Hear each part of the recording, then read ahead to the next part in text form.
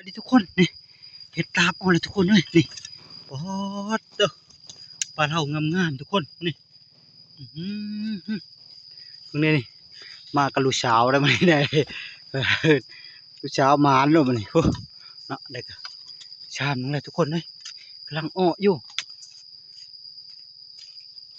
อ๋อแต่นี่จะบีเอาแล้วนี่โอ้ยดอกงามๆทุกคนอืม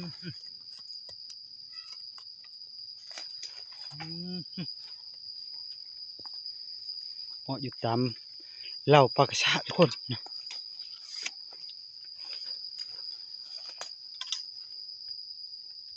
ผู้อยู่ผู้ทุกคนอ้ออยู่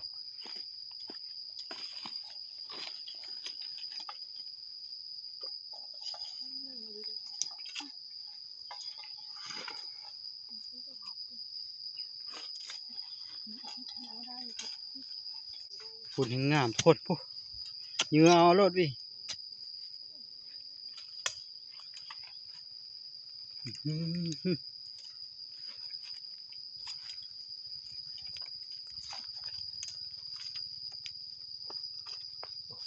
อยู่ปลาเล่าโลดเอา